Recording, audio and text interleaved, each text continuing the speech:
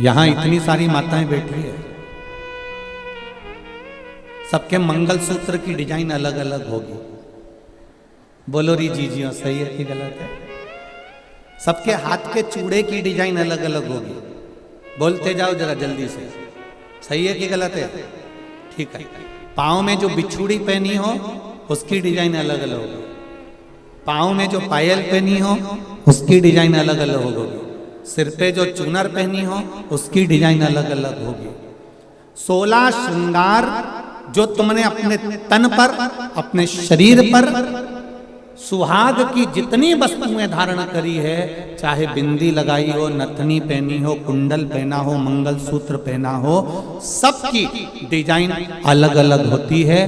केवल 16 श्रृंगार में से एक श्रृंगार ऐसा है जिसकी डिजाइन नहीं बदली है, वो है मांग का सिंदूर, कुमकुम एक जैसा हो।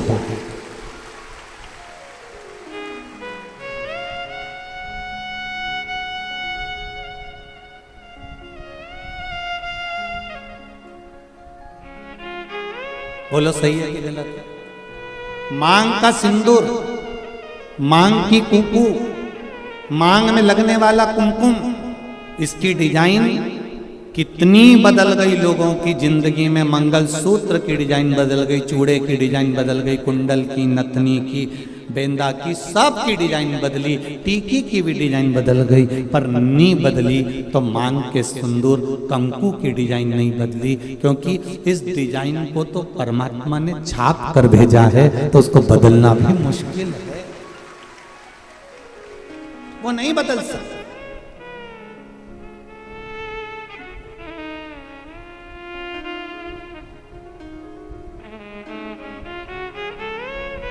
मंगलसूत्र के दाने एक बार निकल जाएंगे ना, चलेगा। नाक की नथनी एक बार निकल जाएगी ना, चलेगी।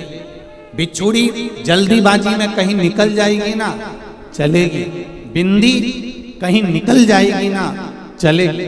हाथ का चुड़ला कहीं निकल कर रखा गया ना, चलेगा। पर मांग का सिंदूर कभी भी मांग से नहीं निकलना चाहिए। ये शिव महापुराण की कथा है। अब 16 श्रृंगार में से एक श्रृंगार ऐसा है मांग का सिंदूर जिसमें कोई भेद नहीं है। करोड़पति माता भी अपने सिर में लगाती है और एक सब्जी बेचने वाली भी अपने सिर में लगाती है। वो सिंदूर ने समानता बनाकर रखी। एक ब्राह्मण की घर की माता भी सिर पर लगा रही है, तो एक वैश्य के घर की माता भी सिर पर लगा रही है। एक क्षत्रिय के घर की माता भी सिर पर लगा रही है, तो एक शूद्र के घर की माता भी अपने सिर पर लगा रही है। सारा श्रृंगार पैसे के बल पर ऊंचा नीचा हो सकता है, मंगलसूत्र पैसे के बल पर ऊंचा नीचा हो सकता है, हाथ के चूड़े पैसे के बल पर ऊंचे नीचे हो सकते हैं, पांव की पायल पैसे के बल पर ऊंचा नीचा हो सकता है। केवल मांग का सिंदूर, कुमकुम, ये पैसे के बल पर ऊंचा नीचा नहीं होता। ये गरीब और अमीर सबकी समता बता देता है कि यहाँ सब बराबर हैं। मांग के सिंदूर के आगे, कुमकुम के आगे सब बराबर। कितनी बड़ी बात रामचरितमानस में आती है। थोड़ा ध्यान लगाकर सुनना मेरे धान के कटोरे वालों सब, छत्तीसगढ़ वासी सबले बढ़िया, जम के बोलो जरा, सबले बढ़िया छत्तीसगढ़िया। तो मेरा छत्तीसगढ़ वालों से निवेदन है, और जितने लोग टीवी के माध्यम से कथा हैं और जितने लोग आस्था चैनल, फेसबुक, यूट्यूब के माध्यम से कथा सुन रहे हैं, अपने जीवन में एक बात उतार कर रखना रामचरितमानस की।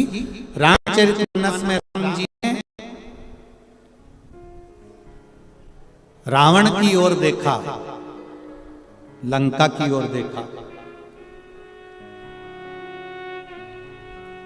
और लंका की ओर देखकर राम जी ने हनुमान जी को समझौता करने के लिए भेजा। जाओ हनुमान, जरा समझौता करना है रावण से। इतने में जामवंत अंगद और जितने बानर थे वो बोलते हैं प्रभु काय को समझौते की बात करते हो, मिटा देते हैं उस रावण को। देरी नहीं लगेगी, चुटकी भर में उस रावण को मिटा देंगे।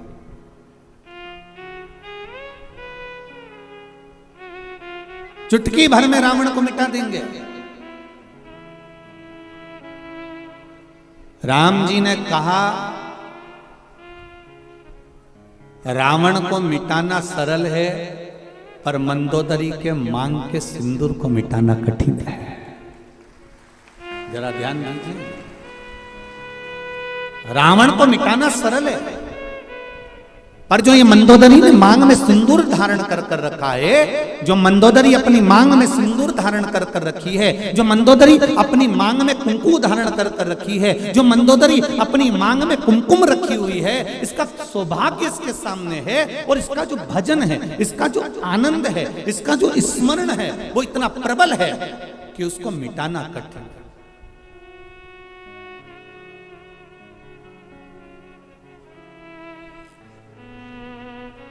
एक बात कहना चाहूंगा बहुत अच्छे से। आदरणीय गृह मंत्री जी हमारे यहाँ कथा में श्री ताम्रध्वज साहू जी यहाँ बैठे हुए हैं। आप तो आज आए हैं, पर आपके घर से जो बाईसा हैं, आपकी जो धर्मपत्नी है, हमारे लिए तो माता के तुल्य हैं। हमने देखा कल भी परसों भी 2 दिन से हम लगातार देख रहे हैं, कहीं के दूसरे मंत्री की अगर पत्नी होती ना तो 3 घंटा कथा में नहीं बैठती, पर हमने ये चीज देखी है कि वो 5 दिन की कथा में 2-3 दिन लगातार कथा का रस तत्व ग्रहण कर रहे हैं। हम कहना चाहेंगे संपूर्ण विश्व के सनातनियों को एक बात बताना चाहेंगे कि पति जब घर से बाहर निकलता है, पति जब अपना घर छोड़कर किसी मार्ग की ओर आगे बढ़ता है, तो उसके साथ में धर्म पत्नी भले साथ नहीं रहती हो, पर उसके मांग में जो सिंदूर रहता है ना, उसकी चमक पति के साथ हर पल रहती है। ये निश्चित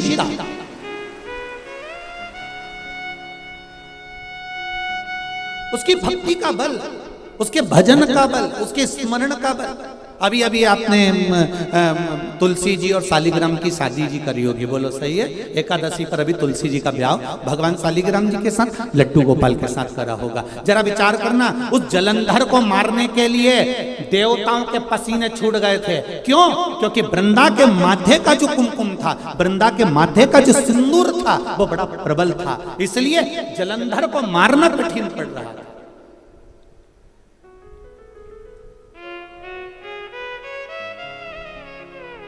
फिर करा क्या गया कि इसके सात्वित्व को डिगाया जाए,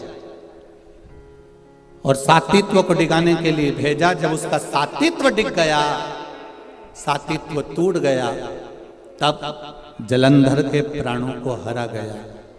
फिर निवेदन करूंगा, मेरी जितनी माताएं यहाँ बैठी हैं, जितनी मेरी बहन बैठी हैं, जितनी मेरी जीजियाँ बैठी हुई हैं, जितनी मेरी बेटियाँ बैठी हुई हैं, निवेदन करूंगा, मंगल पाणी ग्रहण संस्कार होने के बाद में, विवाह हो जाने के बाद में, अपने मस्तक पर मांग में, भले आजकल तो फैशन हो गया, ज़्यादा सिंदूर नहीं लगाती हैं माताएं, कुंकू नहीं लगाती हैं, थोड़ा उनको एक अलग सा फील होता है, तो उनको वो थोड़ा, मेरा निवेदन है कि मेरी जीजियों से, मेरी माताओं से, मेरी बहनों से, मेरी बेटियों से निवेदन है, शादी होने के बाद में मांग में,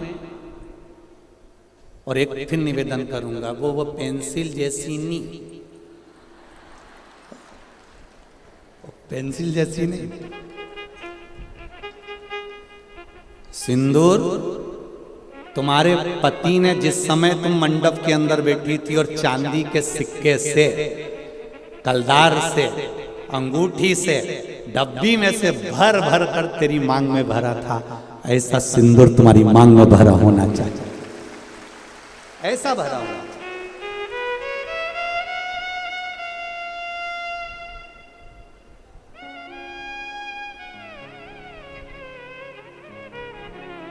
आपके माथे के सिंदूर, आपके मस्तक की कुंकू पर जो कुंकू आपने लगाया है, जो मस्तक पर सिंदूर लगाया है, वो बड़ा, हम सिंदूर और कुंकू का इसलिए बोल रहे हैं, टीकी का इसलिए नहीं बोल रहे हैं क्योंकि टीकी तो आज के जमाने में तुम ढूंढते रह जाओगे। एक छोटी सी पंखड़ी को भी काटते काटते,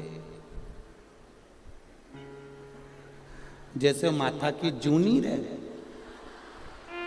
वो को निकालो, फिर देखो, बस ऐसी इतनी छोटी सी टीकी माताएं लगाती है, इतनी छोटी सी बिंदी लगाती है कि पूरा माथा पे ढूंढते रह जाओगे कि है कि नहीं है। पहचान करना भारी पड़ जाता है।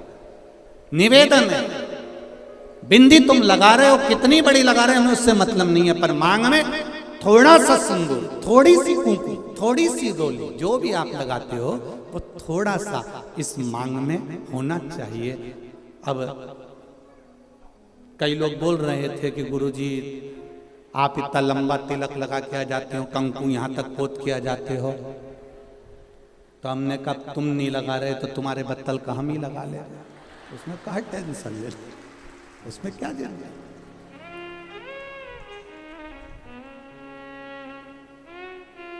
एक कथा याद आ जाती है, उस कथा में एक बार हम कथा करने के लिए काला पीपल गए, तो वहाँ कथा करने गए, तो वहाँ पर एक माता बूढ़ी बूढ़ी सी, बहुत 70-80 साल की, और कथा में आगे बैठ गई, और कथा हुई। वो माता का नियम था, डंडा टेक के आती थी और 2 चोटी करके आती थी, एक में लाल रिबिन, एक में पीला रिबिन, 2 रिबिन पहले माता रिबिन बांधती थी, आप लोगों को ध्यान में होगा, ऐसा लाल, ऐसा गुत्ता गुत्ता गुत्ती गुत्ती यहाँ तक आती थी, और फिर जो स्कूल जाने वाली छोरियां होती थी, बेटियां, वो यहाँ से लेकर फिर यहाँ चुट्टा बांध लेती थी, है? पहले ऐसा चलता था, केला वाली चोटी। अब वो बुजुर्ग जो माता थी वो चोटी करके बैठ जाए। अब वो कथा करते करते करते करते बार बार ध्यान उसकी चोटी पे ही जाए। अब ऐसा होता है, अब कोई विशेष अगर कोई बैठे, कोई आए तो उस पर ध्यान तो जाए कि आखिर। अब वो बार बार ध्यान जाए तो हमारा कथा में मन नहीं लगे। अब मन नहीं लगे तो हमने एक प्रश्न कर लिया, माँ आपसे एक बात पूछना है। कहा बोलो गुरुजी।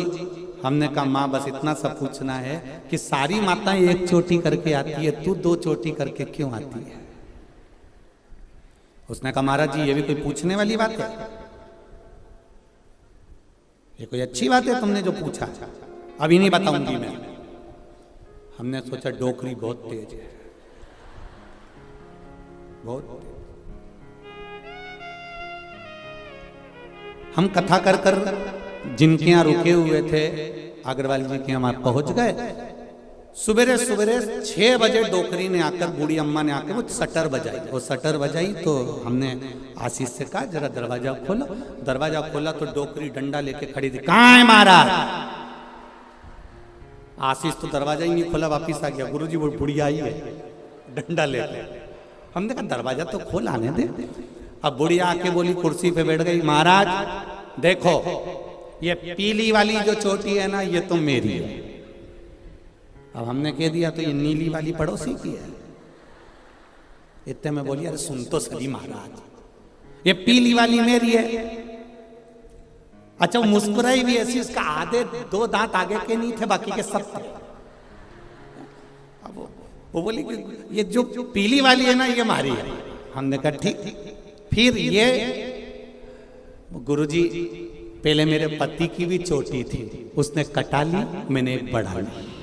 मेरे कहा क्या कहने, ये सनातन धर्म है।